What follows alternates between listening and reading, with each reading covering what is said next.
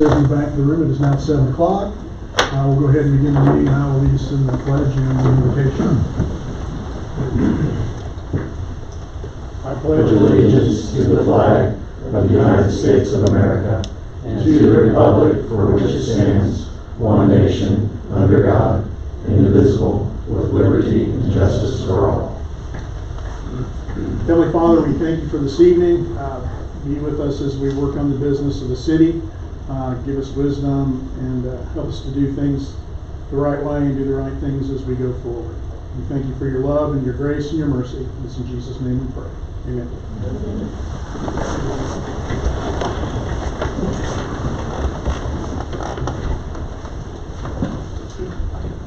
Okay, next on the agenda is to approve the agenda. I have a motion to approve the agenda. Make a motion to approve the agenda. Molly's made a motion to approve the agenda. A second. Krista seconds. All those in favor say aye. Aye. Aye. Motion carries. Citizen comments. As it says up there on the screen, this is an opportunity for citizens to share their thoughts and ideas for 3 minutes. It's not an interactive conversation. Everybody kind of wants to ask questions and talk. We're more than happy to visit and talk with you anytime after the meeting or set up an appointment. But this is an opportunity for you to express yourselves. So with that being said, I'll open the floor for citizen comments. Just come up, state your name, and sign in like what's my line, and we'll go forward.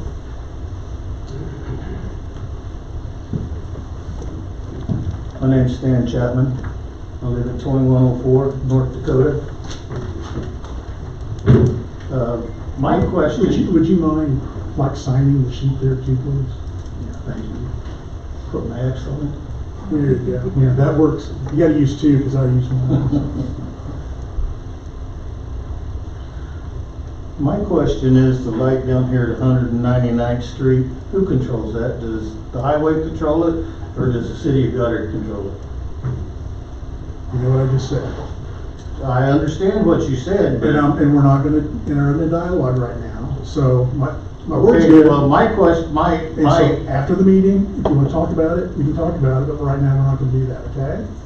Okay, I appreciate it. well... It's a good question, it's a fair question, I've heard questions about it, but Well, yes. because during school, that light going north and south will stay on for 10, 15 minutes, but any other time of the day, it won't let 4 cars through that intersection. And I've seen, it's taken me three times to get through that light. And that's a sore spot that, okay, they've controlled it for after school to let the traffic from the schools get by, and I understand that, but during the day, that intersection is busy. You know, maybe we need to look at putting left-hand turn lanes in there to try and alleviate some of the problems that we have. So that's Very good, appreciate it. So noted.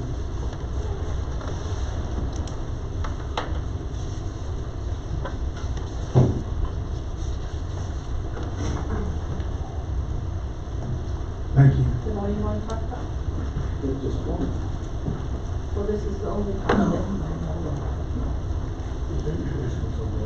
On the back side? Okay. Then I'll wait till the back side to ask you or to. Like after the meeting. Yep. It's gonna be a long meeting. Anybody else want to come up?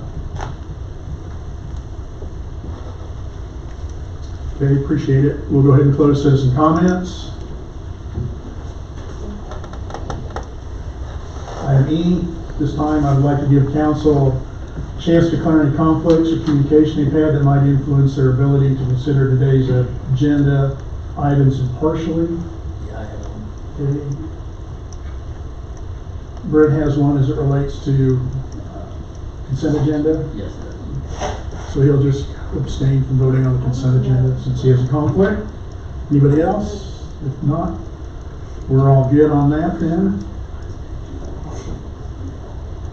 We don't have any appointments, proclamations, recognitions, or nominations this evening. Consent agenda, item G, the items are listed there. Brent has a conflict, so he's not going to participate in this.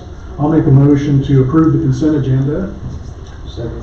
Audrey has seconded that. All those in favor say aye. Aye. Aye. Motion carries 3-0. Note that Brent did abstain from that because of conflict. Don't have any unfinished business. Moving down the line to new business.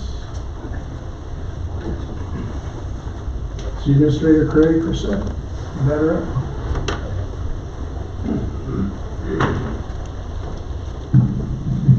Honorable Mayor and City Council, pleasure to get a visit with you this evening.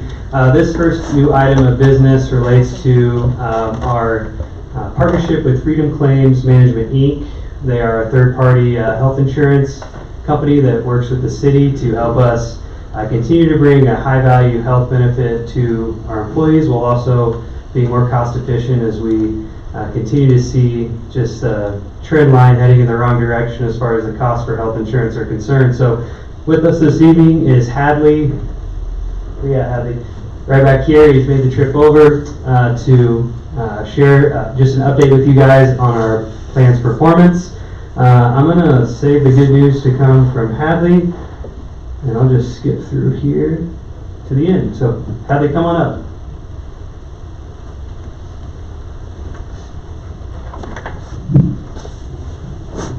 All right there, can you hear me?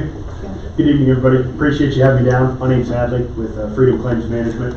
I think somewhere in your stack you might have one of these. Feel free to go through it. I'm going to quickly here in a couple of minutes, but you don't have to follow along. I should be able to cover it for you.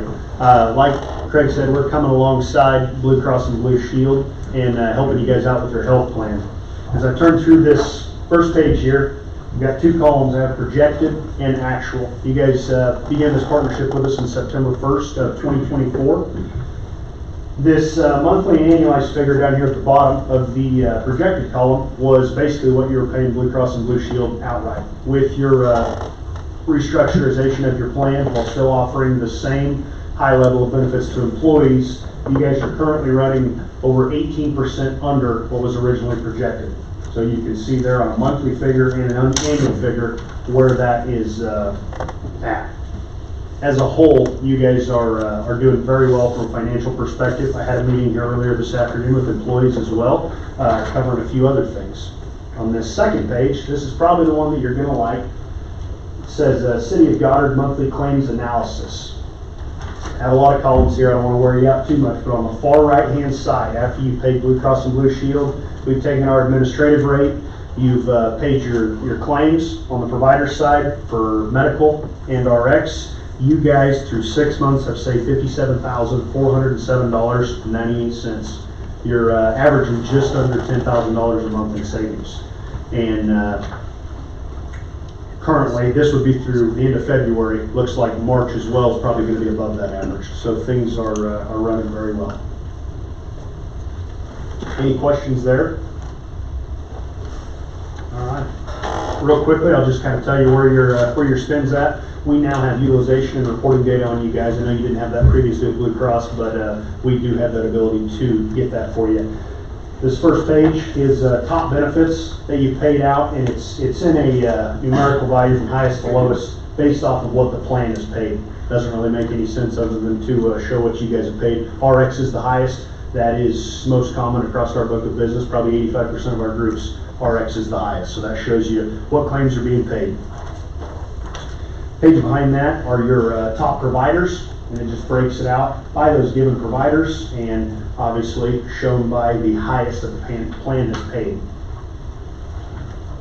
Next three pages are just continuing that and running you a final total of $28,965.59. That is what you guys have paid out before. So that shows how you are saving money, because what you're paying out is significantly less than what you guys have put into that reserve account. Once again, I hate to reiterate too many times, but it is working well. The last thing in this folder I have for you is your RX spend. It's just, we do a breakdown of your generics versus your non-generics, and this is in writing form, and then the page right behind that is your pie chart. As you can see over here on this left-hand side, this shows the breakdown of if they're a generic, if it's a Y, they are, And N or O means they're not a generic, means they had to have a name brand prescription. And then if you go over here on the right, you can see that while you only have about 25% of your drugs being non-generic, that accounts for 87% of your spend. So those specialties are significantly higher, and that ties into your highest spend on the claims side. That's a very quick snapshot of what things are looking like. I know you got a lot on the agenda. Anything else? Any questions? No. Awesome. Thank you. I appreciate the information. Thank you. You bet.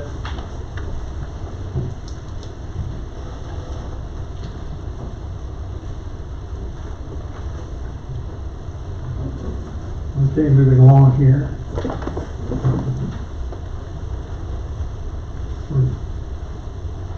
Honorable Mayor, as seen on the agenda that was sent out to you guys in the packet, we have an executive session for consultation with the governing body's attorney for items deemed privileged under the attorney-client relationship. Here is the motion for that, and City Attorney Ryan, you may check, make sure that motion looks good, and we'll turn it over to you, Mayor. Well, I'll go ahead and make the motion to enter executive session for consulting with our attorney to discuss attorney-client privilege subject matter per KSA 2015 Supplement 75-4317B2, with the meeting to reconvene in, let's take 4 minutes for a break and say 19 minutes, so we'll be back at 7:30. Is that right? 7:25. 7:30. 7:30, okay, we'll be back at 7:30 then. Second. We have a second, all those in favor say aye. Aye. We'll excuse ourselves, we'll be back at 7:30.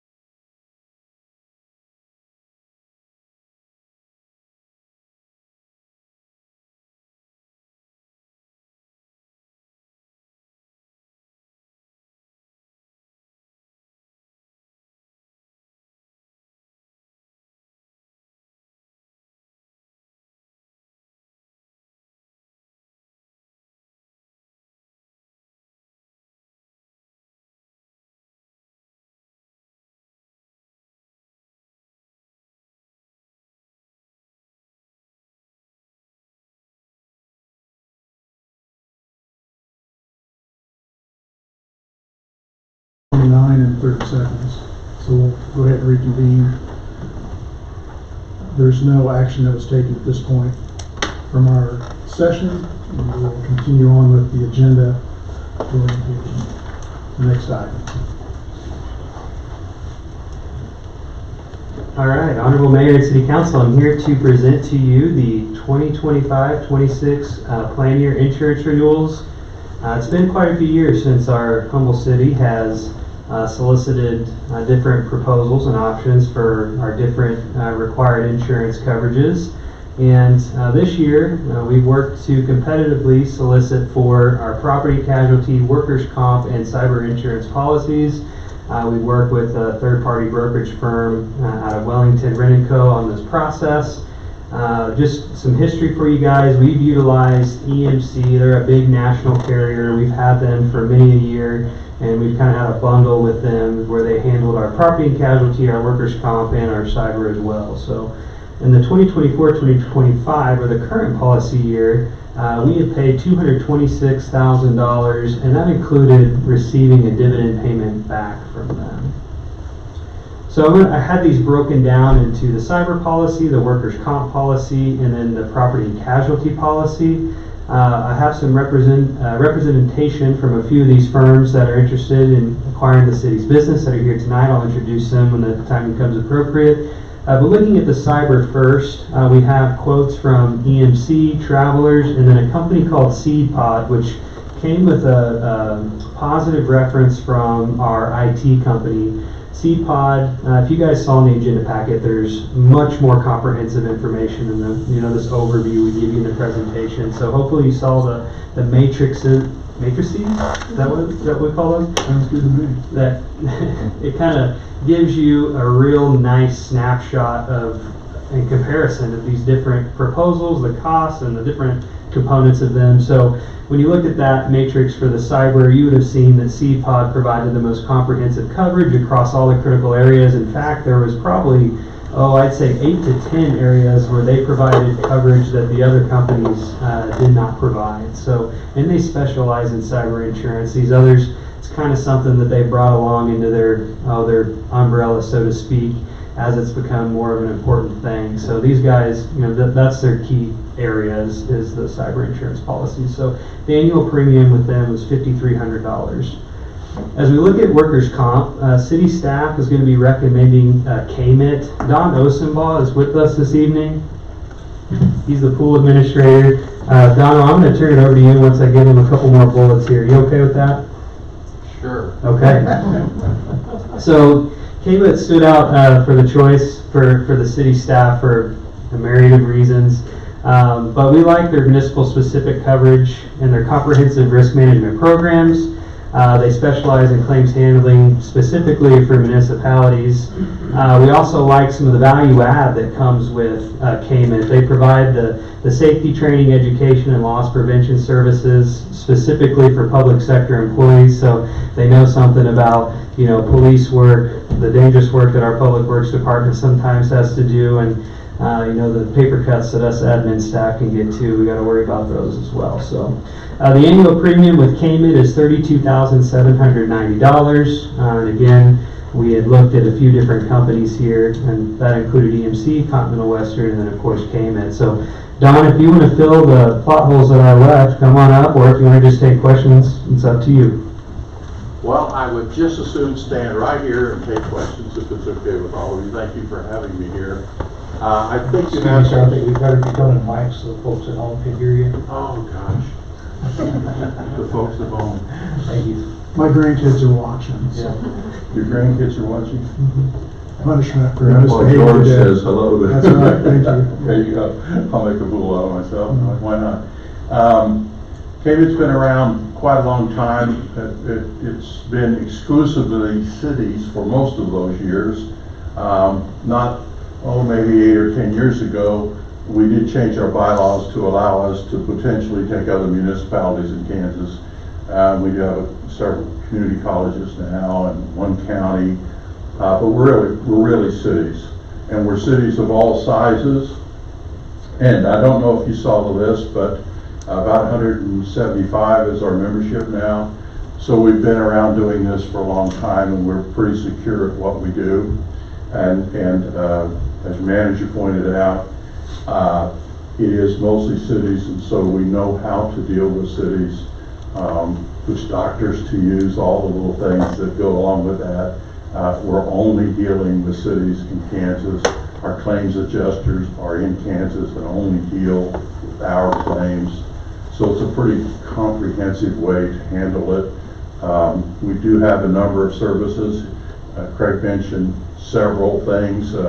One of the things that Craig and I talked about was our PULIT program, which is unique to us, and it's post-offer employment test.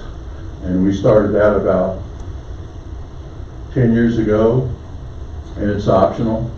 But the cities that have joined that part of our service can send their employees to get a special physical test that's designed specifically for that city and for that position in that city, to see if the people that are being hired actually can do the individual specific things that they need to be able to do. Sometimes you really don't know that with just an interview, but it is one of the things we do. We pay more than half of the cost of those tests and all of the cost of the setup. So it's one of the things we do. And I just wanted to pick that out to give you kind of an example of how we're directed towards cities. So I'd like to answer any questions you might have.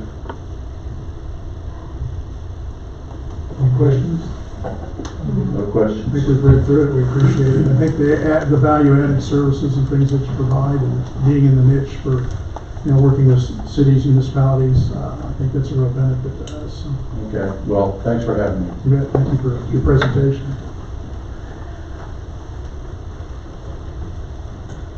Okay, next we'll look at property and casualty, and the firm that staff is recommending for this insurance coverage is Midwest Public Risk. We actually have their Chief Executive, Mike Sindel, with NPR here that can come up after I go through a few of these bullets here. But similar to Cayman, they stood out to us because they are municipal specific risk pool.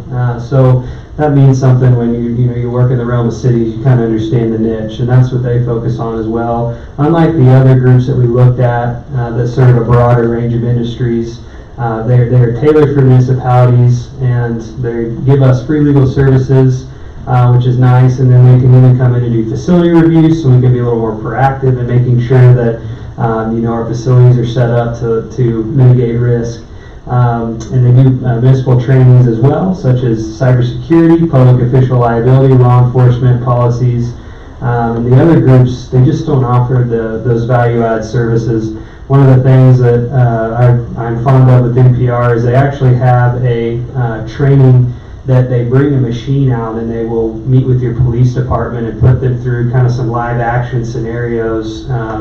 And I'm sure Mike could speak more to that, and Chief and I didn't have a chance to catch up on that value add, but that can be pretty valuable to us as well. So Mike, why don't you come up and see if the council has any questions for you. Feel free to share anything you'd like about the company.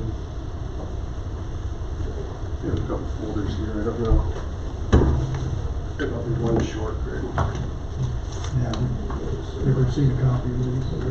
Oh, did you? Yeah, okay, I wasn't sure if all of it was in there, so okay, go.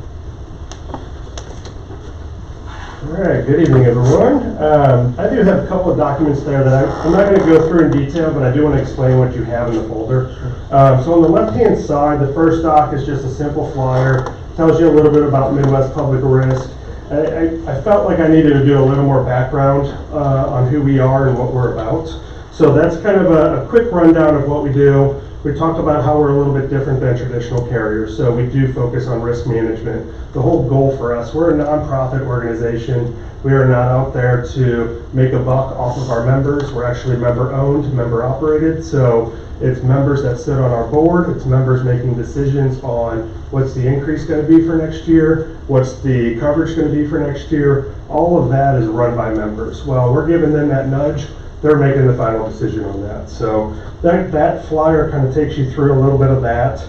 The next one, is our risk management flyer. So this is kind of what Craig was alluding to. There's a couple items on here I wanted to hit. I'm not going to hit all of them. One of them is about property appraisals and the significance of being able to do those. We pick up the cost, and we're on about a 5-year rotation right now with our membership. So once every 5 years, we'll have somebody in here that can look through your property and make sure that they are properly appraised.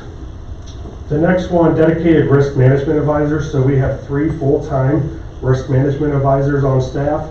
They are ones that you will get to know by first name because they'll be the ones out here doing walkthroughs, providing suggestions, walking with Craig, and doing those different items through your property as well. The member-driven advisory committees on the top right side, we have 5 different committees that we perform with our members. 3 of them are in the risk management realm that if you guys would become a member, you would have access to. We have a law enforcement one. So a lot of our chiefs get together probably about quarterly, and they go through what are you working on, what are you having issues with, what claims are we seeing, and so they kind of have those conversations. It's nice because it's one opportunity for them to kind of get together with their peers and talk through some of those things. We also have a public works one, and we have sewer liability as well. A no-charge legal and liability hotline, which is the next item. This is a no-cost item to you guys that if you have a concern, whether it's employment practice concern, a law enforcement concern, we have attorneys that are you can call directly into up to 3 hours to talk through any individual scenario. The nice thing about that, if it's going to take more than 3 hours, it's probably going to become a claim. So at that point, obviously, we would take it on from a defense standpoint. On the employment practice side, it's nice because you can talk through a scenario. They can give you dialogue of, okay, here's at least the ducks that you need to have in a row to make this decision and things like that. So again, it's probably one of our most widely used resources that we have. The next item, and this will be the final one I do on here, is our Milo range for law enforcement. So I always call it a shooting simulator, and everybody gets mad at me because it's technically a lot more than that. It takes you through scenarios, and the ultimate idea is to see how quickly you got to make a decision in those situations. So we have guns, we have tasers, we have the whole 9 yards. It can be brought out. They will set it up for you guys. You keep it for a week, send everybody through it. Some things it's fun to send your counsel through to see how quickly they can respond to some of these things. You can send your media through it, which is a whole different world because they might give it a more appreciation, respect for what law enforcement has to do. So, you guys kind of just keep it for a week, you rent it out, there's no extra charge, it's part of your contribution and so forth. Next item is a quick flyer. It's just a save the date on our fall conference. So every year we do an annual members meeting and fall conference. We will do ours down in Branson in October this year. It is approximately 2-day conference that we do with different scenarios, different seminars that we have go through. There's a little bit of entertainment, a little bit of education there, but always one of our members' favorite things to do and to come to that. The final item is just a simple newsletter. Not going to go through that for you at all. You guys can look at that separately, but just gives you a little bit of dialogue of how we communicate with our members. Final item is I do have the proposal there. I don't want to go through all the detail there. Again, we're not insurance. We are a nonprofit that is a coverage provider. We're owned by our members, so they do the heavy lifting as far as, like I said, budgets, approvals, those things. And so I think that's about it. I don't know if you guys want me to go through anything else in detail on the proposal, but I think that should get you most of the way there. So I will say that the annualized amount, do we have that up? Do you need that right now, or? Yep, I'll get to it. Okay, all right, perfect. You guys have questions for me? Yes, any questions?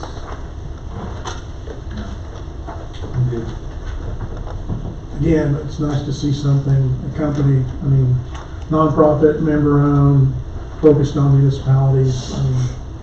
There's no benefit to that with all the training and different things that you mentioned.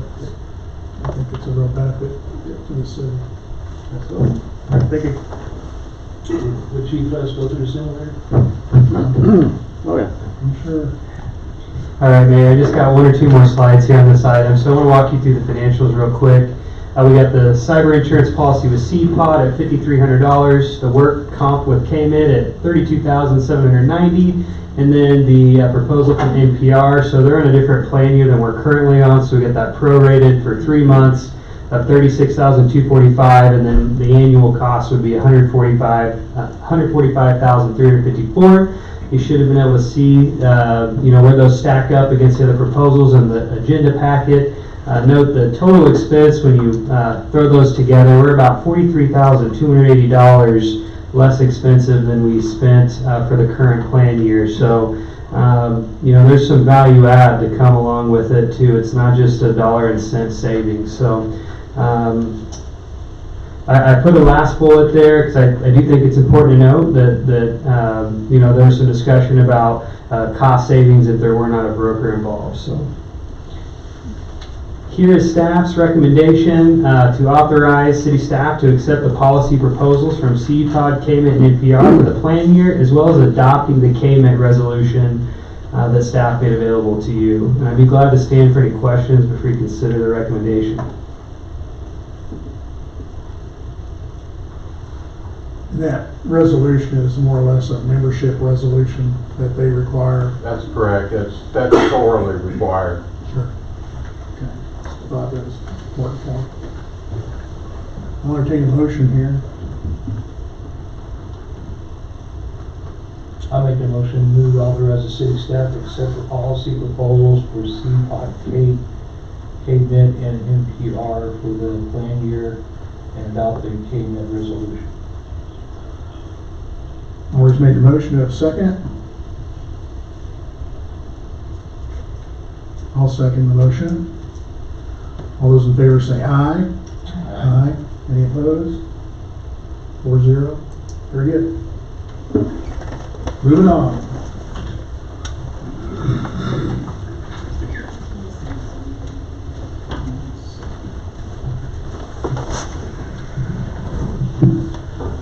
Mayor and City Council, this is item I3. This is the rezoning for Marsh-Hellenberg Development, the Villas at PRC, which is case number zone 25-1. So MKEC Engineering has submitted an application to rezone around 45 acres on the northeast corner of 183rd and Maple from R1 single family to R4 high density residential. The proposed rezoning would allow the developer to build duplexes, twin homes, triplexes, and quadplexes for senior living. The public hearing was held before the Planning Commission on Monday, March 10 at 7 p.m. After deliberations, the Planning Commission had a split vote, which was about 3-3, which constitutes a no vote. The City Council is reviewing the proposed rezoning case. The Elkridge lift station will be improved, upsized with new pumps to serve the villas.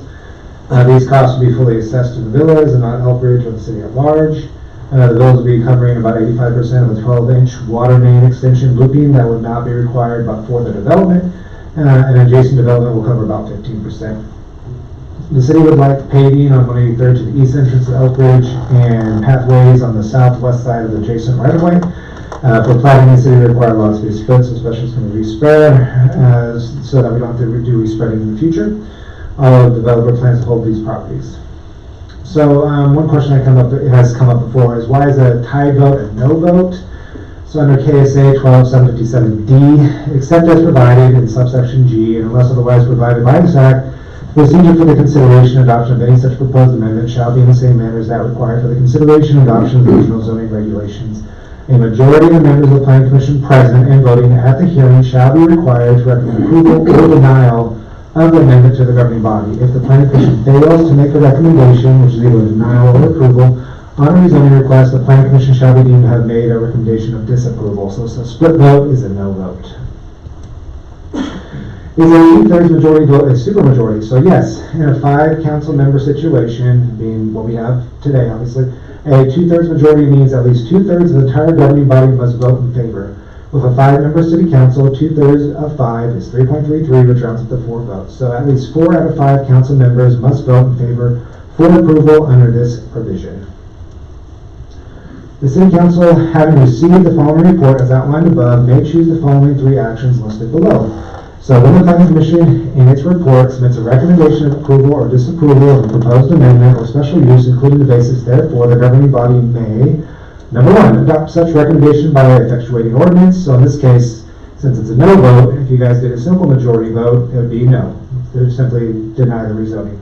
Number two, you can override the commission's recommendation by a 2/3 majority, as we described earlier, which would be all four of you would say, yes, you're in favor of vetoing the planning commission for a yes vote to affirm the zoning change. Or you can return such recommendation to the commission with a statement specifying the basis for the governing body's failure to approve or disapprove the motion. So that'd be a simple majority, which would be 3 out of 4. You would send it back to the planning commission. If the governing body returns the commission's recommendation, the commission, which would be the planning commission, after considering the same, may resubmit its original recommendation, giving the reasons therefore, or submit a new or amended recommendation. Upon the receipt of such recommendation, the governing body, by a simple majority thereof, may adopt or may revise or amend and adopt such recommendation by the effectuating ordinance, or indeed take no further action thereon. If the commission fails to deliver its recommendation to the governing body following the commission's next regular meeting, after receipt of the governing body's report, the governing body shall consider such course of inaction on the part of the commission as a resubmission of the original recommendation to proceed accordingly. So I'm going to stop there. You guys have got your rules before you. Ryan Peck is right over there. We've done this before a couple times in the city of Goddard. Do you guys have any questions about that? How many letters went out to Elkridge?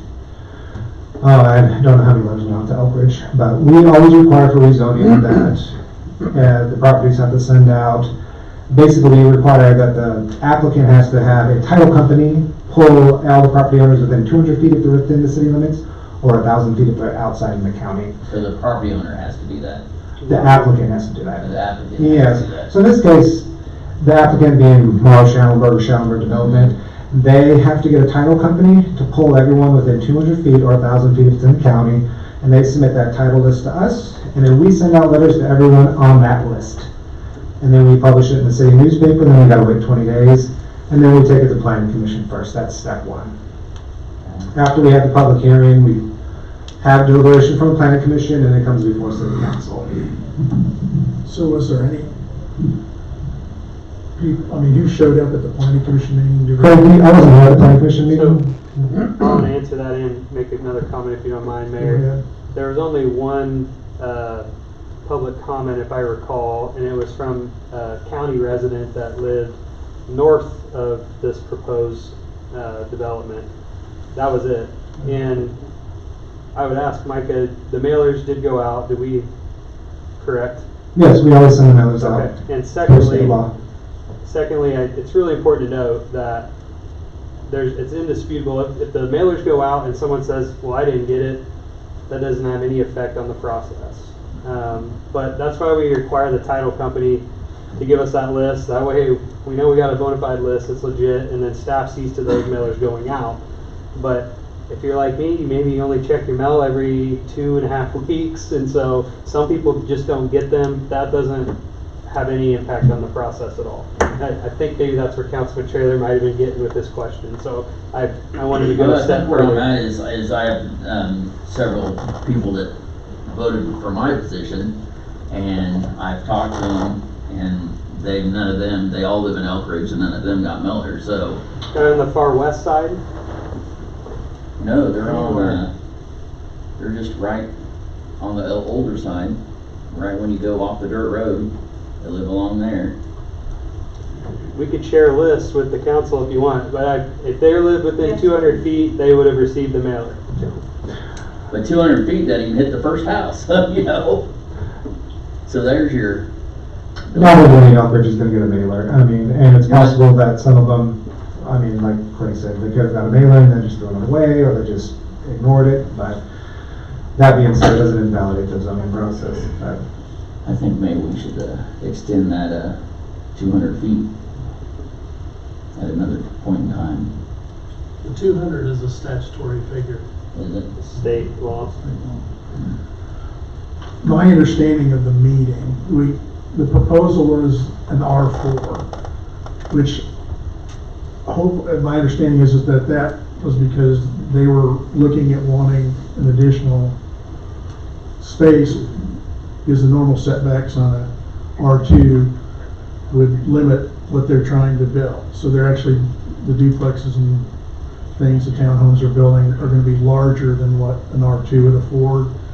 So the concern from the three that voted no, or there was a potential, the concern of having something change and having, you know, an apartment, you know, complex or something to be built on that R4 designation. So the plat and the intent of the developer isn't that. The issue is really the setbacks for the property. So we can do the three things, but one of the things in terms of if we would adopt this, we could adopt it with a restricted covenant that would restrict the development to exclude any building of Greater than 2 units. greater than 2 units. And that would save the time of things bouncing back and forth. I think that if you look at the type of the design standards and the things that Schellenberger has put in his other senior living centers, they're high level, quality built products. This is gonna have a clubhouse and amenities. This will be just like a Devastates? Not That's Devastates, it's what It's an independent senior living community. They have two other ones, one in Bel Air, one in West Wichita. They're called the Villas. Same exact development as we've been told. They have staff and There's Well, an it's agent really- for the applicant that Micah nurses could and yeah. but- welcome. No, it's more independent living, but it's specifically for seniors. So it's kind of a niche market. They've developed other, you know, apartment or duplex groups like this. What I like about the fact is this isn't the first time they've tried to do this. This is something they've done before. They've done in other areas, you know, and they've been successful. And you know, they're ground floor walk-in. So they're built for us old folks, since I'm one of them. So. And if they don't sell? They won't sell because they're not planning to sell them. These will be rentals.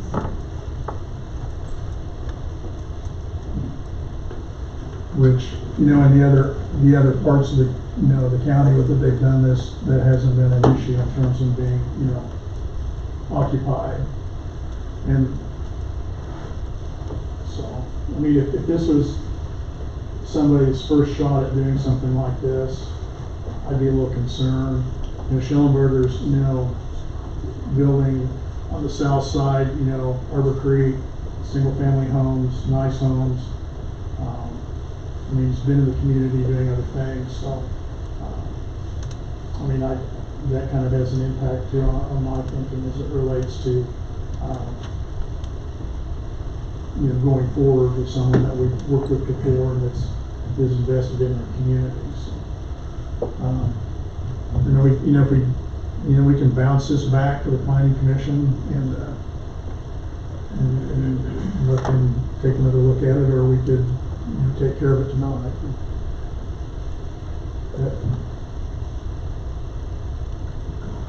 So staff's recommendation is simply the same recommendation we made before planning commission, which is to approve it. So in order to approve it, it'd be a rezoning of the application. It would be a supermajority, which means all four of you would have to vote in favor. Like the mayor said, if you want to bounce it back, it'd just be a simple majority. 3 out of 4, it would bounce it back to the planning commission, and then they can make a deliberation if they want to have the same vote, have a different vote, amend their vote. But the consideration is for obviously R4. And then of course the question would be for MKEC, who's present, and the developer is, are duplexes the issue? Is the zoning the issue? Is the setbacks the issue? Is the ownership the issue? Is the renting the issue? And so that's kind of, if it's a no vote regardless, they would just kind of want to know that up front. So then, because they could resubmit it as an R2, if that would make people feel more comfortable, but that would kind of be a moot point, obviously, because then if they resubmit as R2, and then it comes back, but still duplex Well, at this time, related, so that's kind of what. if I had to vote, I'd vote no, because last year, during this time, I voted 0 duplexes. And I remember the total council approved 0 duplexes at that time. So that's where I would be at. we asked for a moratorium on duplexes at that time, but 38 months. So there are several duplexes around our community that still have not been built out. That is concerning for me. I know that this is a senior living concept. I just don't know how many, and it's really nice, and I feel like it's unfortunate at this time because they are a really good builder with a really good product, but we have a lot of duplexes in our area. This is just me processing. So I would probably say no at this point too, just because I do not know how many duplexes we currently have still going up and how many that are up are occupied. I have some concerns about it being a senior living center that they can't purchase, that they would have to rent. Those are just the things that I'm thinking of, so. Okay. So duplexes are generally the concern for the most part. And so there's some concerns about renter ownership and then some concerns about there being duplexes in its entirety, from what I understand. Yes. Okay, is there anything that NKEC could say at this point to massage any of those concerns, or is this pretty much, from a zoning perspective, you feel like this is not something that you want to see? Aubrey, what are your thoughts? I agree with both of you.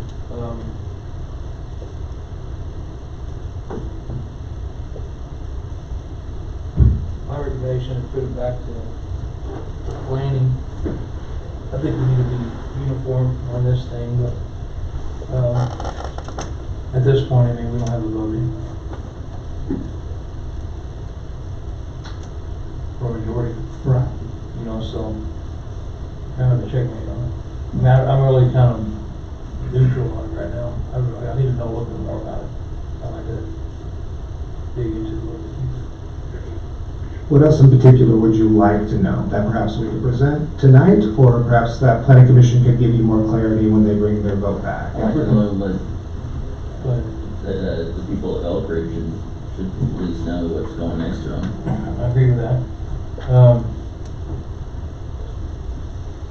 I guess 5 of them. I guess the main concern too is you know, kind of mirror, you know, Councilman Hall over there saying, yeah, the rental thing is concerned. I mean, really the need for this at this point, you know, when we do have other duplexes that aren't even completed yet, and we don't know the capacity those are going to be at, you know, so at this point I'd have to vote no just for those reasons. Mayor, I want to add one thing, and I've shared this with council members one-on-one, but it keeps coming up.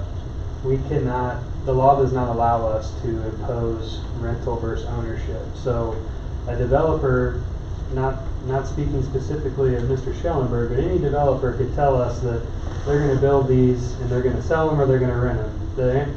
But the reality is that we cannot control that. So I value that opinion, but I don't know that it has a place in our decision making because we can't legally require one versus the other. So I think that's important to maybe note publicly as well. I think when you come to the rental discussion, though, in my mind, it's the aesthetics of it, maintenance and the appearance over time, you know what I mean, versus properties that are owned, you know what I mean. Is there anything you'd like to ask MKEC while they're here in the room? Agent for the applicant. I would like to just hear some comments from them as it relates to their success in niching into the senior market. And just what, because I do think that from the little bit, my involvement with the senior center, there are numbers of people moving to this area from Western Kansas for different reasons, whether it's for medical, for grandkids. So I think that there's probably a market for something like this. One of the things I just thinking about it, you know, that in general, probably people in that 55 and over age bracket are probably going to take a little bit better care of the things that they're living in and where they are in this station of life. And unless you turn 8 grandkids loose, and that could be another story, but I'll save that for my house. But if you wouldn't mind, just talk a little bit about that niche and just kind of what you see in the market and why you're interested in doing something like this in Goddard. Sure. Joey Denicky, MKC Engineering, agent on behalf of the applicant. I will add, I'm the engineer of the applicant. Some of the market demand, our developer handles a lot of that, so they would speak a lot more to some of those, what's going on in the market right now. What I will speak for is the 2 other developments that are currently going on in Bel Air and up in Mays. So far, they've been leasing them out. How these are designed is, again, they're not limiting to just 55 age plus. However, it is definitely, marketed towards that group as well. So the idea is to have the house on these lots kind of setbacks are pushed up a little bit more. They don't want as much yard space.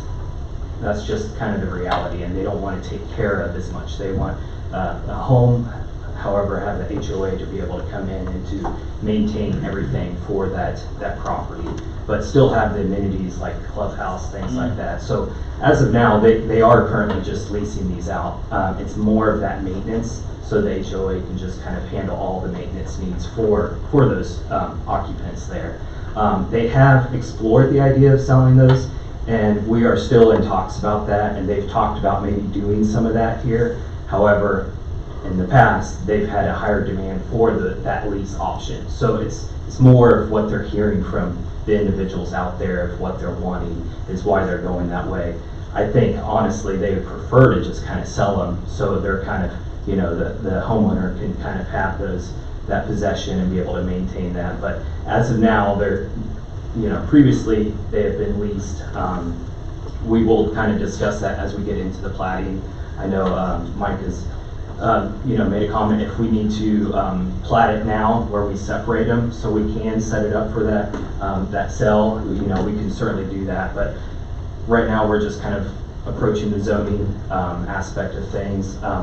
Just to kind of recap, yes, we did go for the R4. However, we are intending just for that duplex.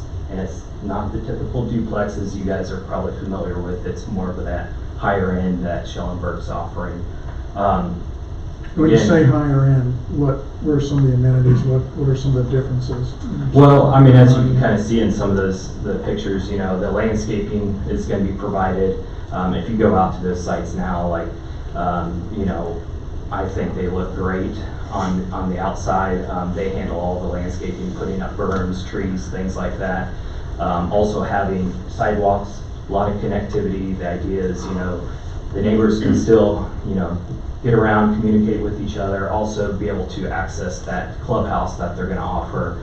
I'm sure they'll have some sort of, amenity. I don't know what kind of sport court, of what they would desire, but they'd probably offer, different, aspects like that.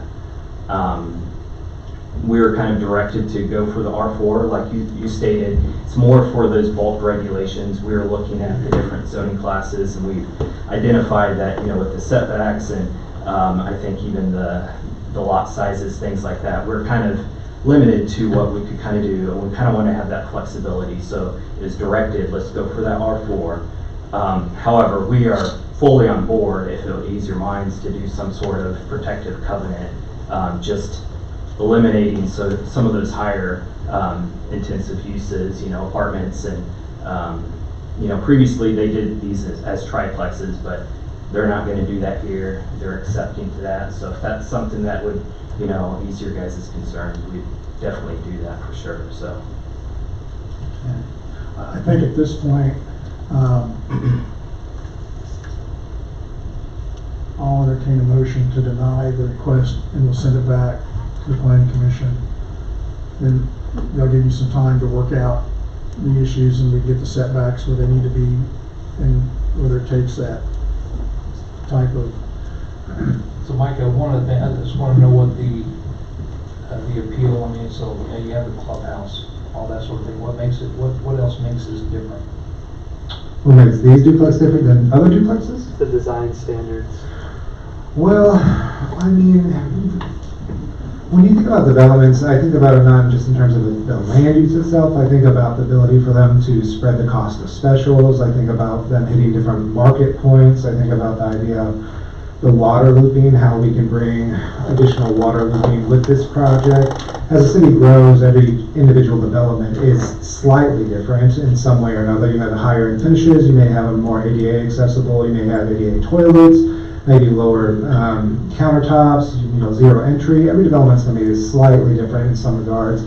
But in the long run, what it does is it actually benefits the city as a whole, because then you have more people in our city limits, so then you have more people spending money on Amazon, we collect more compensating use tax, we can start generating other revenue streams to create projects like the North Park, or improve Linear Park, or maybe put in a different splash pad. So more revenue streams into the city benefits the city as a whole, because it allows us to do what I call fun projects. And so that gives the city council more leniency, more leeway to actually do projects with Craig and others that they traditionally want to be able to do, because now you have these projects that are increasing our assessed valuation with the project, so we can generate more cash flow, so that we can do more debt issuance, and so that we can help offset long-term maintenance costs. Typically cities that are like stagnant cities, or cities that are just at a trickle pace, or maybe even declining, what they have to deal with is long-term maintenance costs. And so when every time you have a project come before us, Planning Commission and City Council, the exciting part is the aspect of us actually being able to incorporate that project and use it for our long-term projecting and cash flow for long-term maintenance and like I said, fun projects. And so there's a lot of different aspects. It's not just about what that individual project will bring, but how it affects the city as a whole over a lifetime. So it's really interesting that way. So it's hard to really just kind of break it down and be like, this one is very nice because it's got shag rugs and this one doesn't, something like that. It's more about long-term maintenance, cash flow, and amenities that each project can bring, has the potential to bring.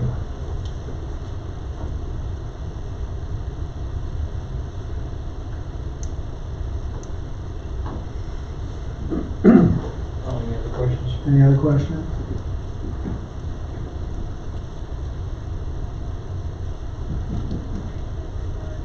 Yeah, I want to make a motion, we send this back to the Planning Commission and further evaluation on that, see where we go. Okay, Marty's made a motion to return this to the Planning Commission. We have a second. I second that. Krista seconds. All those in favor say aye. Aye. Motion carries 4-0. Okay, thank you very much. We'll run it back through the ringer one more time. Okay. Is there anything specific that we need to ask the Planning Commission to elaborate on their original note so that they can bring that back to you guys? Yeah, we need to specify the failure to approve or disapprove. That's part of the. I think we'd like all the planning commission guys to be there that night instead of just. Well, I think the issue is There's 6 of the 7 there. I think the issue for me is that the R4 designation provides for uses that we're not wanting to approve. The possibility of building, I know they said they weren't going to do it, but all of a sudden the apartment complex gets built under that designation. If they sold the ground to somebody else, then we're open to somebody else coming in and doing something totally different than what they're planning. So I think we just need to get that button down so that. We just heard that it was going to be a senior center. Oh, maybe not. Younger's going to move in there, So. Well, I think if you look at the design, I think we need to take a look at what they're doing in Mays and the other, was it at Andover? Bel Air, and see. I think we can get a good feel for how they're, what just the numbers are. Which numbers in particular would you like? I'd kind of like to know. The percentage of build out, how they're, the ratio, if there is a difference between over 55 and under 55.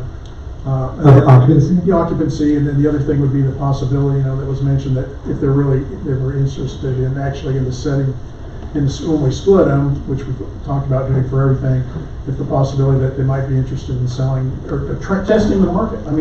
If they sell, great, but if they don't sell, it's built, but providing that might be a nice option to provide, test the market with the first.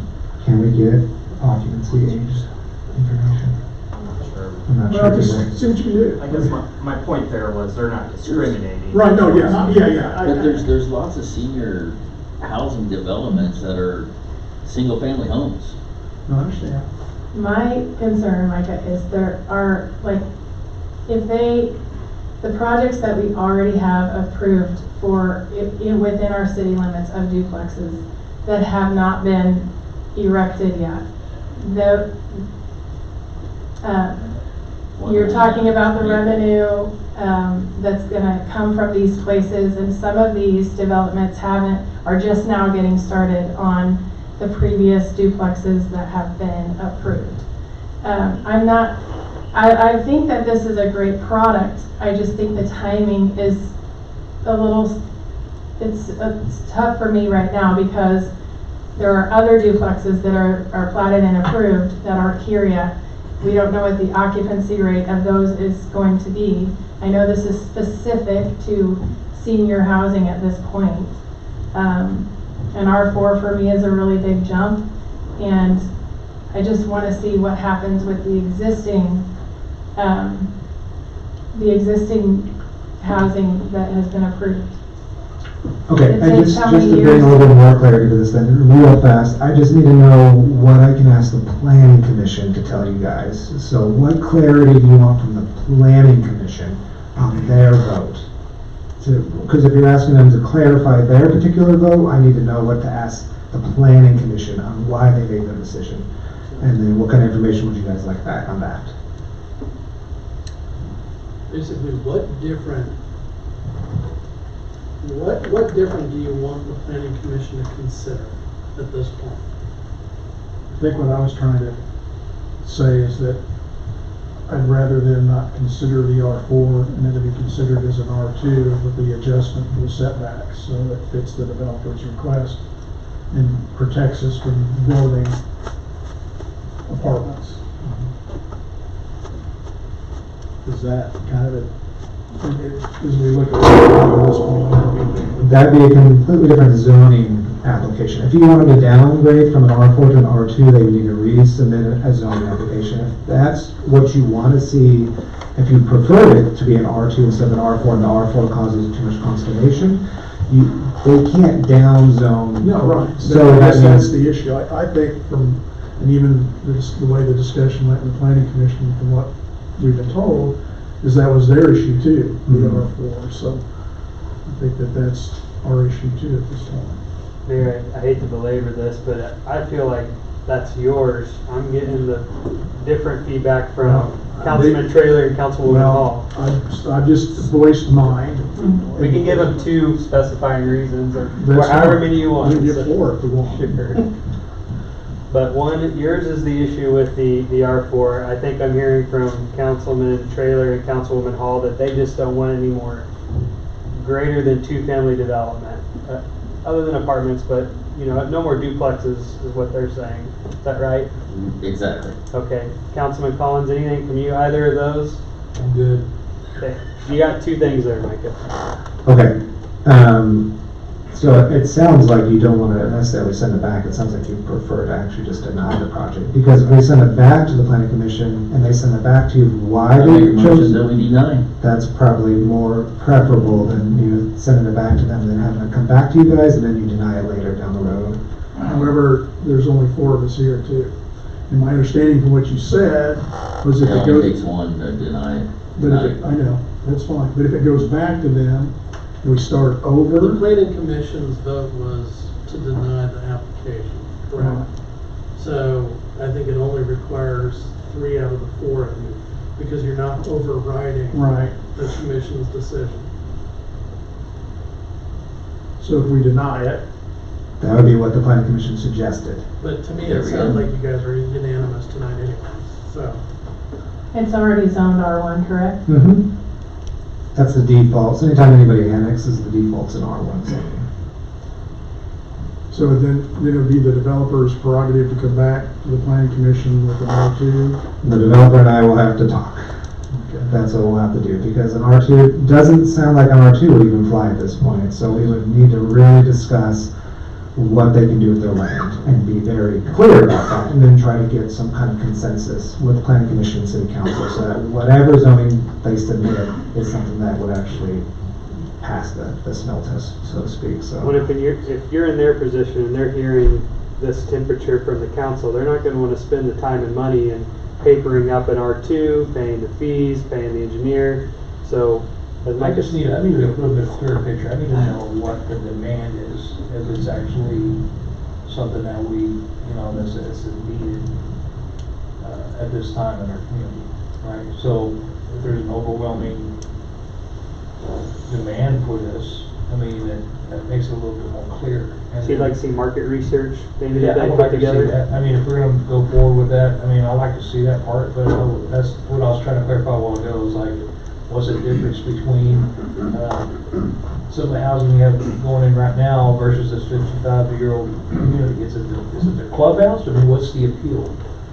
You know, I understand some of the aesthetics with the, you know, the ergonomic lower cabinets and all that stuff. I mean, I get Yes. that, but The rates are still high, and as mentioned, they don't discriminate, so anybody, an 18-year-old can apply, 24-year-old, anybody can apply for these and go live in those duplexes. I think that it's just simply rates being higher, somebody leaving, and so that's why. the affordability aspect of it as well. I mean, Affordability, makes it definitely. different than the other home options.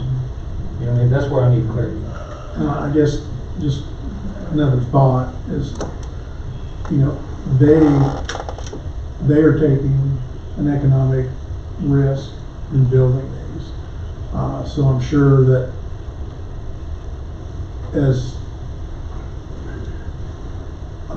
they've got data.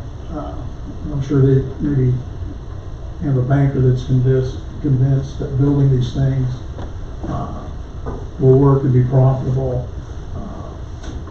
So, you know, if there's 50-some developments projected within the school district, that the growth and the timing of what we're doing, you know, we're not going to stop the growth that comes out this way. Whether it's Wichita growing around the north of us, and we become Eastboro a lot quicker.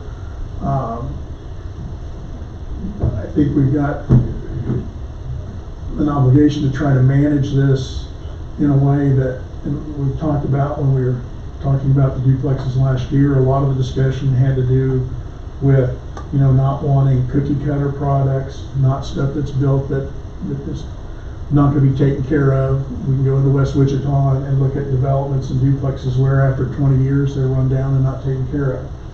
So I think we're wise to look at specific projects with people that are developing that we know.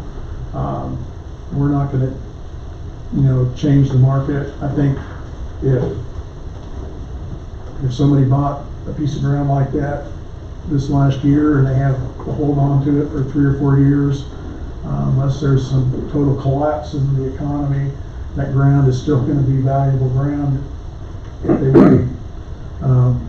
So, you know, I think we just need to consider trying to manage the process in a way that makes sense to us, and that the type of development that we include, you know, if we add another group of duplexes like this, and if having them being rented, so be it. But I just think that we're kind of kidding ourselves if we think that we can stop the growth. I mean, it's. Yeah, it's not my intention at all. I don't want to stop it. I know, but I think if we say we're putting a moratorium on the duplexes, my concern is that we look at where we were last year compared with where we are this year, what's been sold, what's been built, and then we monitor it in a way that makes sense, that we're not overextending ourselves as a city, and so that we don't end up, you know, 3 years from now having twice as many lots platted and go into an economic downturn. That would happen. And I know that we require the developers to provide letters of credit, which gives us some protection.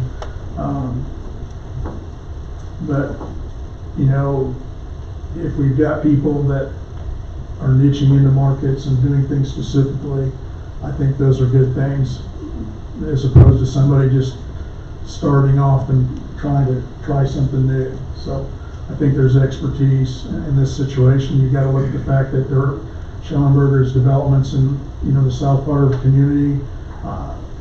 They're building a nice product. He's made commitments to continue to build single-family homes. So this is for, it's not like those developments over there are 60-40 split. Those are 100% duplexes and what are we? Single family. I mean, we've got how many lots over there now? Well, 240 for Arbor Creek South. I don't know how many regular Arbor Creek has. So, but anyway, it's hard, and I know that we're just trying to do the best we can and do what's right. So we've got a motion on the floor. You repeat the motion. Yes, please, if you could. I make a motion to deny. Okay. We have a motion. Any more discussion? I'm taking my discussion time. We have a second? I second. Krista seconds. All those in favor? Aye. All those opposed? Aye. Motion passes 3-1. Thank you very much. All right, you bet.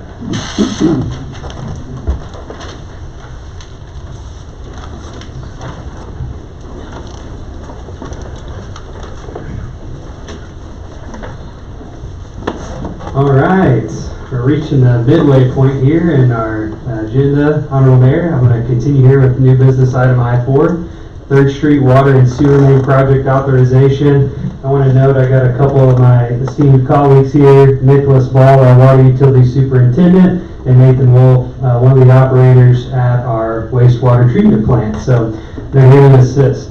We've got about 1,800 lineal feet of, I would say, aging water main. It's transite pipe, and it's underneath 3rd Street, which we intend to completely reconstruct as a part of the City Council's $5 million in 5-year roadway improvement program.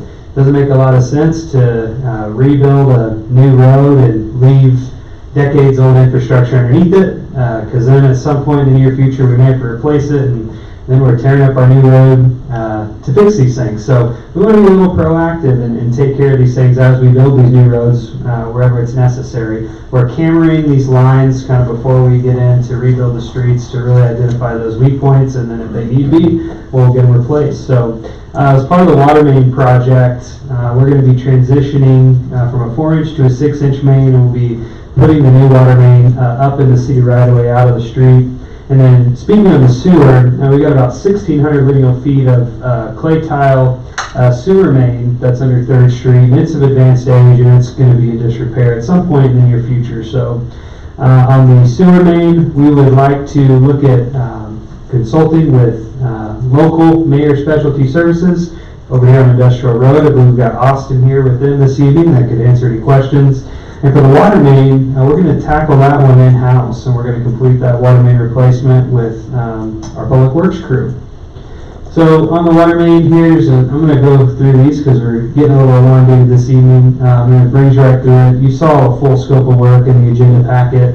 Again, we'll just be kind of leaving that old main under the road. We'll dead end and cap it, and then we'll put the new one just a few feet over to the right of it, so to speak. And once the new one is in the system, we'll abandon that old one and get the other one fired up and going. So on the sewer main, they do what's called a cured in place. It's kind of I don't know the best way to describe the material, but they pull it through and I think it gets hot and then it solidifies, and it's a lot safer and a lot more efficient and probably more affordable than trying to do point break repair on clay tile sewer main. So Like resin, resin. plastic type material, or Ours is a PVC.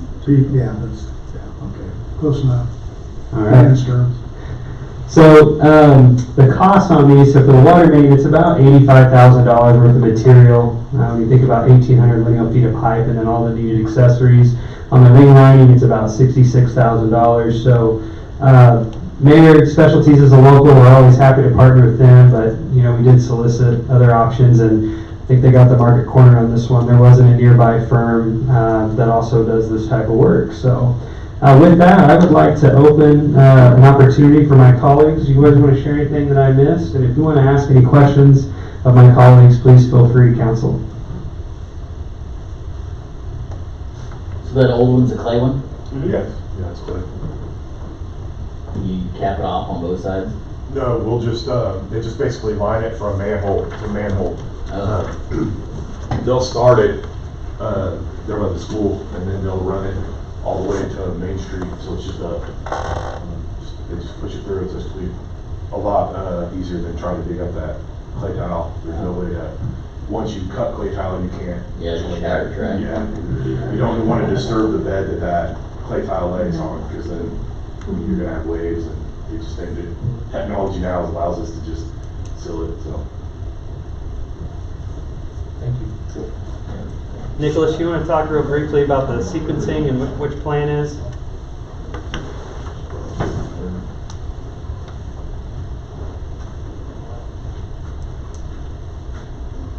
So for the water main, hello everyone again.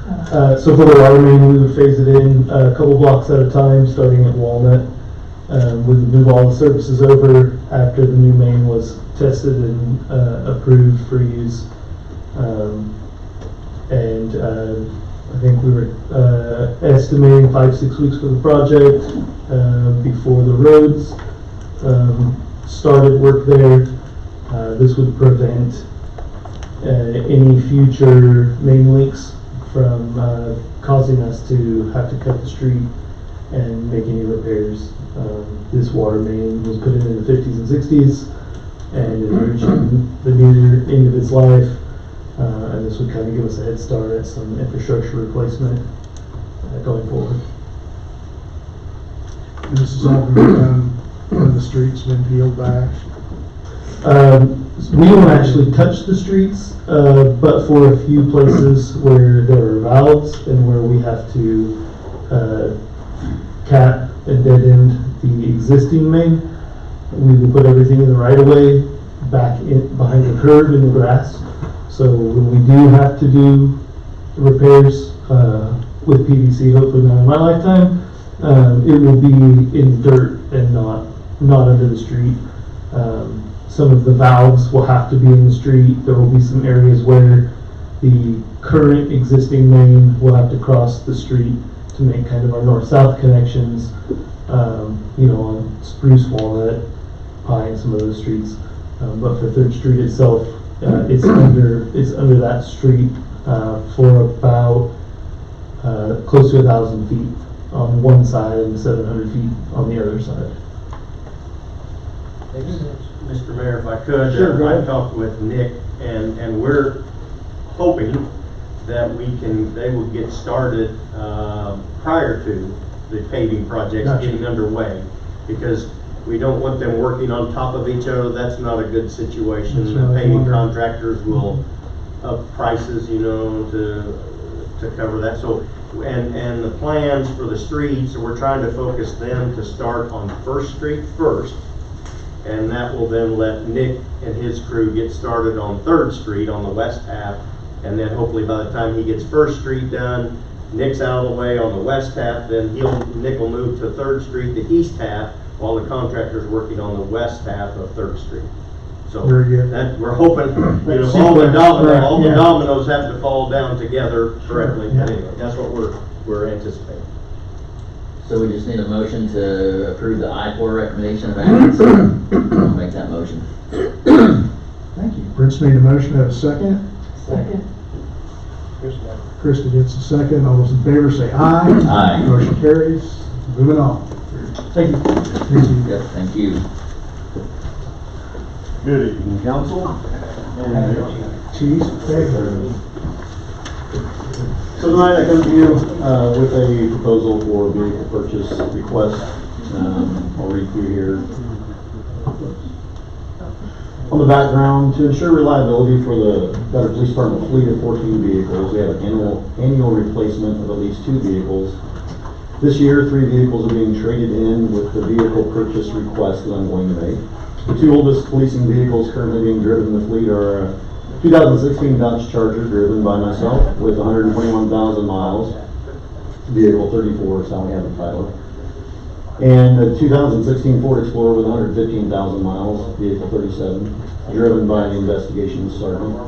For fleet and staffing purposes, the Explorer will be retained for a rotational investigative, rotational a couple times, positioned by the officer. Chief and investigative sergeant will be assigned the 2 new purchased vehicles. A well-used 16 Dodge Charger, vehicle 36, with almost 70,000 miles, and a 2016 Chevy Tahoe, vehicle 30, with 130,000 miles, will be traded along with vehicle 34, which is what I'm driving right now. This still provides each certified officer in the department with an assigned vehicle, which has worked very well for vehicle availability and our maintenance responsibility. Proposal is for the purchase of 2 Chevrolet Traverse, with the Z71 package for increased durability. And this vehicle is test driven and by us and meets all of our needs for space and handling, and the pricing is very appropriate. With the current vehicle fleet market, search I did with the 2 specific vehicle styles and colors resulted in finding no other nearby dealerships with both vehicles in stock, closer than Landers in Norman, Oklahoma. The price for the specific vehicles was even less than local dealerships here in the Wichita area. Landers Chevrolet will sell both vehicles for a sale price of $79,338, while including the trade-in of the 3 patrol vehicles because of the limited inventory, and to ensure that we have the vehicles. While we're making this proposal, reservation was paid on both vehicles just at $500 apiece on March 4th. Just put in there that I feel this is a pretty responsible purchase and comes at a much lower cost than a new large Chevy Tahoe like what the police officers are driving right now on patrol. The 2025 budget includes $130,000 Ford fleet purchase and will fall well under this amount. Under the general fund police vehicles, 10-210, 82-10. So essentially it's budgeted already and will be well under that with the amount that we would need to put in there for police equipment. It's recommended that the City Council approve the purchase of 2 vehicles from Landers Chevrolet in the amount of $79,338, followed by an expenditure of no more than $25,000 for police equipment and upfitting. It just requires your voice vote. Do you have any questions for me that I could answer? The 25 covers both vehicles. Yes, easily. Alright. Pretty straightforward. I'll take a motion to approve. Make a motion to approve. I second. Ollie makes the motion, Krista seconds, all those in favor. You have a question? Well, I need a ride along soon, you know? Okay, we'll get you there. It'll be a lot more comfortable than the Charger. Yeah, that's what I was in. Yeah, I rode the Charger, that was fun. Okay, we have a motion and a second. Any more discussion about rides? Hearing none? Nope. Okay. All those in favor say aye. Aye. Motion carries 4-0. Thank you, Chief. Thank you very much. We're picking up the pace here. And now we're halfway through. Are we? Senior Citizens Advisory Board bylaws. Sorry, I forgot to send you to the bullpen to warm up. That's all right. Now batting is We're flying now. All right. Senior Citizens Advisory Board bylaws adoption. The advisory board has met a number of times. They prepared a set of bylaws and directing how they will conduct business. I've had an opportunity to review and comment on those bylaws. Pretty straightforward, nothing particularly earth-shattering. What they are proposing, main objectives would be to oversee, support, collaborate with the Goddard Senior Center Director to enhance operations of the Goddard Senior Center, to advocate, collaborate with the City of Goddard and other resources for additional programs, services, initiatives that improve the quality of life and well-being of older adults in the Goddard community, and raise awareness of the No Senior Alone initiative. reaching more seniors and encouraging community involvement to support their well-being and keep them in isolation. The board's meeting monthly. They've elected board officers. Once they're fully organized, one of the first tasks was to draft and approve a set of bylaws, which I've reviewed. And the final step is for y'all to approve those bylaws. So, that is what we're here to do. I'm happy to answer any questions you might have.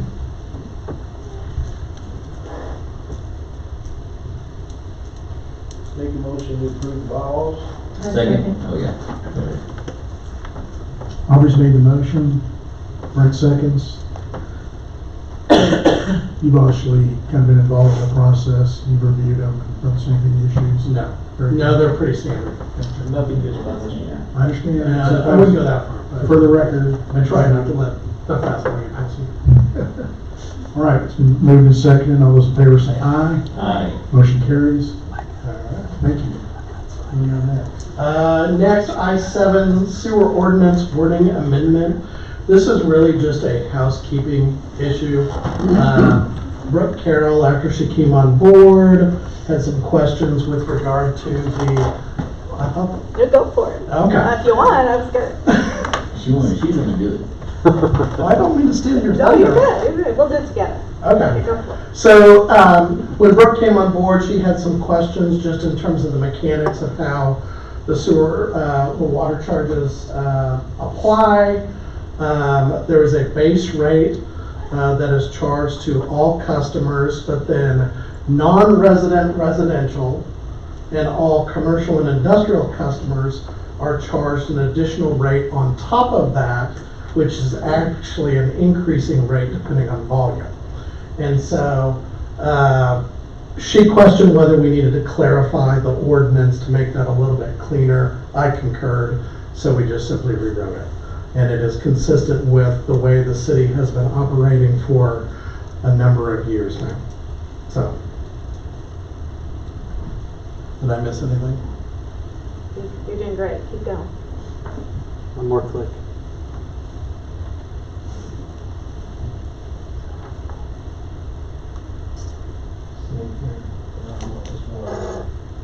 Yeah.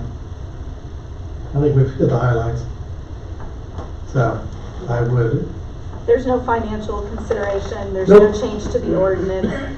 Ryan prepared the ordinance, so it is up and running. But I would like to say one thing about our utility billing staff. I did task Kayla with double checking every single customer account to make sure that our billing software and there weren't any errors being inputted into our system. And she did an excellent job of going through every single customer account. We started with the water side with the water ordinance changes, and then we decided to verify sewer as well. And this is where this came up, where we were kind of, I was reading the ordinance one way and our computer system was doing something another way, and so that's why we concurred to clean this up so everything was consistent across the board. So Kayla, if she's listening, she did an excellent job of going through all that stuff and cleaning up all the data. So this doesn't change sewer rates, doesn't change the way that we're billing out sewer rates. It really is business as usual and just cleans up the ordinance. That way it's a little bit clearer. And one more modification that we did with this ordinance, we are starting to prepare a reduced version of these ordinances for publication to reduce the cost of publications overall. So, and Ryan has also prepared that as well. That's a good one too. So we just need a motion to. I think you need to waive the reading of the ordinance. Motion to waive the reading of the ordinance. I'll make the motion to waive the reading of the ordinance. In a second. Second. Krista seconds. All those in favor say aye. Aye. We need a roll call vote, I believe.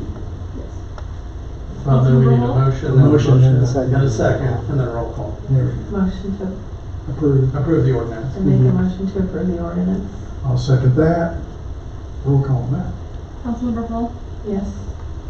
Mayor Lee, Yes. Councilmember Trailer, Yes. Councilmember Collins, Yes. ordinance 991. Passes 4-0. Thank you, thank you. Good job, Ryan.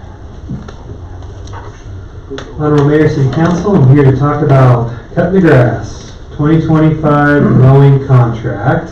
City of Goddard outsources roughly 60 acres of lawn care. It's for our parks, facilities, and we have lots of city-owned right-of-way. There's lots of roads that you drive down and look to the right and your left, and there's a lot of that stuff we're responsible for maintaining. Several weeks ago, we began advertising the 2025 mowing invitation for bids. We did receive 2 bids back. One for Hamilton Lawn Care, one from Commercial Lawn Management. Hamilton Lawn Care is the previous provider. Ryan Peck has put together the contract. It was not included in your packet, but it's a very standard contract.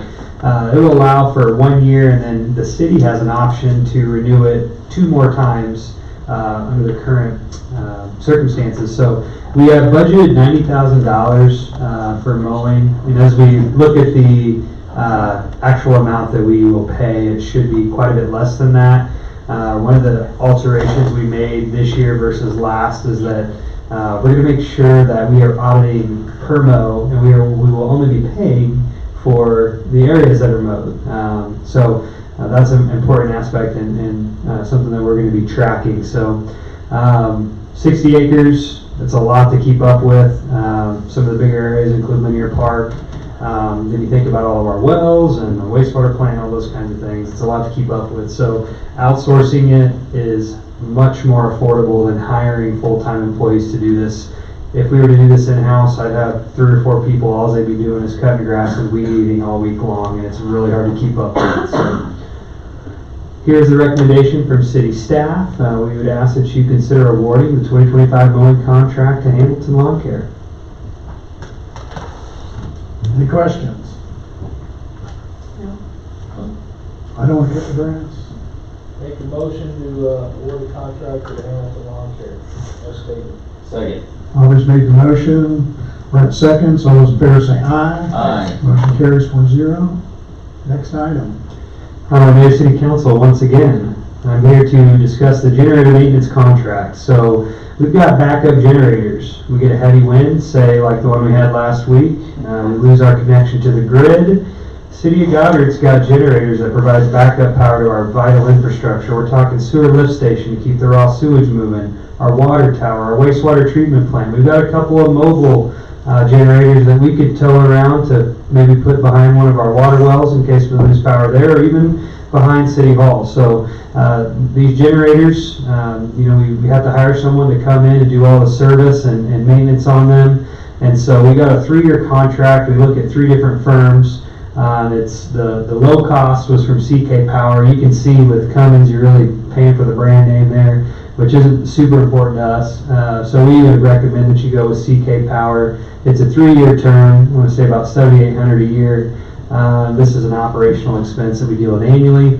I'd add that in years past, we paid around $5,000 for the service, but when we bring on new subdivisions, new lift stations come online, and that means new generators. So we also will have another generator coming on with our Rural Water District 4 City of Goddard water pump station. So we'll get that added to the list once that one comes online. I don't believe it was included in this. So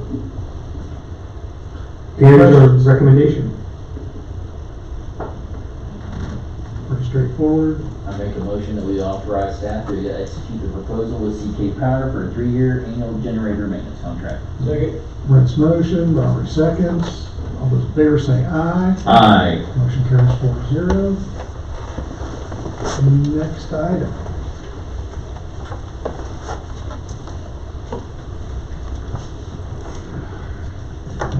Honorable Mayor and City Council, this is item I-10. This is condemnation for easement acquisition. So, Botham Company has informed the city that they were able to acquire the necessary easement from 2 out of the 3 property owners for the 167th West Development and the 23rd South Addition Development. The third property owner has 3 owners. The third property has 3 owners that are currently unable to reach a settlement on the costs necessary for easement purchase, 2 brothers and a cousin. Botham has asked the city if they would consider moving forward with condemnation of the land for easement to accommodate the future water and sewer lines necessary for the projects. The condemnation would not take the land from the property owners, only acquire easement space for the water and sewer lines and all appurtenances and accommodating infrastructure. Land will still be owned by the property owners to sell as they see fit. The condemnation allows the city to place necessary infrastructure on and beneath the land, but we will not take ownership of the land. So it's just easement acquisition for infrastructure. City Council is reviewing the possibility of allowing staff to commence some condemnation proceedings for easement acquisition for 167th and 23rd South developments. And this is the 167th development, this is 23rd South. There's three property owners, there's three different properties. And so this one, and this one. Baughman was able to negotiate with this property owner and these property owners down here. And this one, there's three people that are fighting amongst themselves and they're unable to come to a reasonable agreement. So Baughman has asked the city if they would intervene and do condemnation for this Seal Square area here. And that is just to put in the necessary infrastructure for those two projects. Costs associated with compensation to the landowners will be charged to the temporary notes associated with the project. Legal considerations, this is approved by Robert Corky and Morris Lang. The city attorney Ryan Peck, who's present, will initiate condemnation proceedings and follow state statute regulations. It is recommended City Council approve the resolution commencing the condemnation for easement acquisition. At this point, if you have any questions related to that, like I said, Ryan Peck is here. We have Harlan Foraker and Tina Powell as well, who are very familiar with the projects. And any questions for myself? Can that easement go to the back of that property? So the easement would be straddling just outside of the public right of way. Which way is that the water and everything coming in at? From the north. Oh, from the north and down? Oh. It's coming from 100, right next to 167 already? Yes. So we got that referee. Yeah, so it's gotta come that way. Alright, sounds good. I'll help settle the family dispute. Yeah. Yeah. I make a motion to do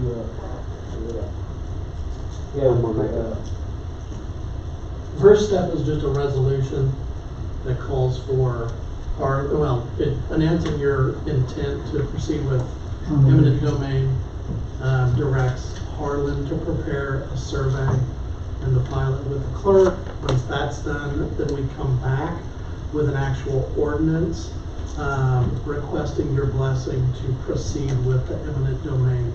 And that's what really gives me the authority to go file the condemnation action in district court. So, Is there a hearing required? for the ordinance, no. No, but the affected landowners will get notice when I serve them with the condemnation. Okay. And then they'll have the opportunity to participate in those proceedings, to hire an attorney, show up, meet, and present whatever evidence they want to present to the appraiser panel, argue what just compensation they think they're entitled to, and ultimately the appraiser panel will make a determination of what they believe is fair and just. Very good. I make a motion to approve the resolution commencing condemnation of the easement acquisition. Robert's made the motion, do we have a second? A second. Krista seconds, all those in favor say aye. Aye. Motion carries. Thank you very much. Thank you. This is item I-11. This is a gate onto Craig Street. So the City Council is considering if they want to put a gate on Craig Street to block the flow of traffic from the future apartment complex. The property in question is right here. So the apartment complex would be down in this area. This is Craig Street here. Right now, all you're seeing in these lines are the property lines. And so you don't see the apartment complex, obviously this is not built yet. They would have an approach around this area per the approved site plan, and so the gate would have to be somewhere around this area. That doesn't mean this yellow line is exactly where the gate would be. This is just a general location. But the City Council is reviewing the possibility of directing staff to place a gate on the public side north of the Goddard apartment complex to block the flow of traffic in the public right of way. Costs are anticipated at around $10,000. That's a rough number that I threw out of nowhere. Staff have not sourced gates, so if costs exceed the city administrator's expenditure authority, the item will have to come back to City Council. But it's just a general cost, and so we would have to see what it would look like to actually source that type of gate. We thought in the public works yard, we might have enough old pipe laying around, we could put something together, get it over there. Slap a coat of paint on. That's right. I haven't asked legal consideration on this, but Ryan, feel free to chime in if you wish. And then it is recommended the City Council direct staff accordingly, so as you see fit. We did get a legal opinion from Ryan's partner, Bob Kirkendall. Sorry, Mike, that Oh, excuse me. you were out, and only I was privy to that. So you Special meeting. Yeah, I don't think there's anything anything legally that prohibits the city from doing this. As I understand it, the site plan submitted by Rodney for his apartment complex contemplates 3 entrances to the property, counting that particular entrance. There's still 2 other entrances that he would control, so I don't think it's anything that's gonna unreasonably restrict the use or enjoyment of his property or anything that's gonna affect the value there. So I think given all of that, it's within the city's prerogative if they want to install a gate on their side of his property line. It would be emergency access, chain, padlock, so police, fire, EMS, if they need to get in through back there, they can snip it, the lock, and get in. Otherwise, it'd be locked up. I think the one other thing, when they get to the point, if they do put in the additional 3 apartments adjoining 199th Street, there'll be an additional access Additional access, so. to 199. So that would be a 4th. 4, maybe even 5 Yeah. if there were 2 on that end, so. So Bob and I talked about it, and neither of us had any heartburn about it. Okay. Well, I'll make a motion that we direct staff to install the gate with limited access for fire and police at a point in time when the apartments are built and everything's done. Yeah, they ain't built the road yet, right? There's no road yet, yeah. Yeah.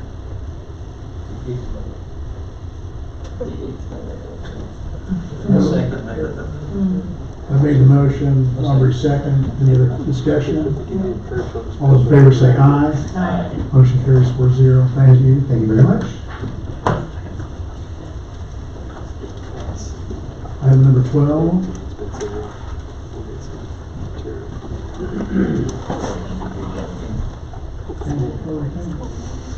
This is a last minute addition. I was touching up with our city pool manager, and she expressed some concerns about our pool reservations and how they're made and how people pay for them.